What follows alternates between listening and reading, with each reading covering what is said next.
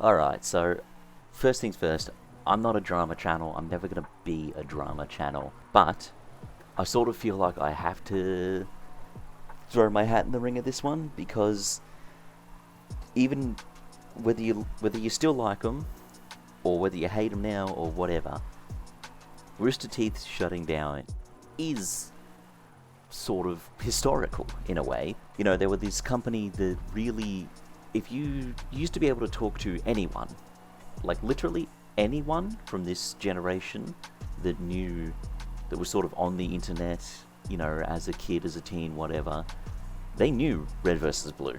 They knew Rooster Teeth. Like, they were a monumental giant in the space. But to be honest, I think we're more or less all feeling the exact same way here, and that's that Rooster Teeth, the company, shutting down isn't sad. We honestly don't care about Rooster Teeth anymore. No one has for a long time. What people cared about was the people in specific. The 150 people that have lost their jobs, those were just the full-time employees. There's contracts on top of that. That sucks. It sucks for those people, and obviously, you know, we can feel that.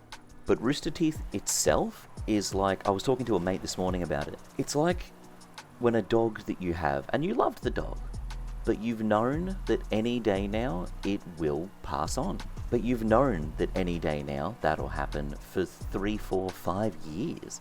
So when it finally does happen, you're not really, you're shocked, you're surprised, you're like, oh, it actually did happen, that's a shame. But at the end of the day, you've already sort of processed that loss. It's less harsh because you've known for a long time, you've already processed that information. Is it still a shame? Yes. From the Haywood and Kovic dramas, what was that, 2019, 2020? I don't have a script for this, so you'll have to forgive me if my years are off slightly. To Red vs. Blue itself, their flagship show being just an absolute former shell of what it is. I mean, for God's sake, they fired Joel, the voice of Caboose. Like, I get that maybe they didn't want to have him on full-time employment, because as far as I'm aware, that was more or less the only project he was actually involved with. They could have kept him on a contract, you know? Like, you don't just fire one of the OGs like that. But yeah, it just seemed like more or less every 6 or 8 months there'd be some sort of new Rooster Teeth drama over and over again. They'd lose more and more people. When RWBY wasn't pulling as greater numbers as it did in the beginning, somehow they thought it was a good idea to stick the last season that they made.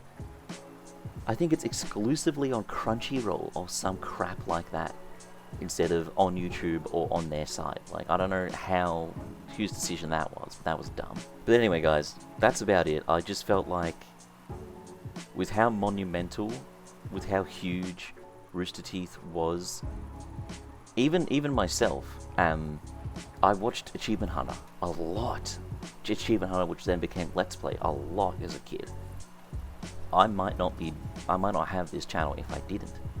So I felt like I owed it to them to at least say something about it, even though I'm only a tiny channel and no one's going to watch this bloody video. But I felt like I owed it. It felt like the respectful thing to do. It's a bit of a shame that it's gone, but I don't think anyone's surprised. I don't think anyone's going to mourn it. I only hope that the Fuckface podcast keeps going, because that is one of the only things I can look at you and say, absolutely, that was something Rooster Teeth was still doing that was really good. Just pure entertainment, that. Alrighty, I'll catch you. I gotta go make some Helldivers shorts. Have a good day.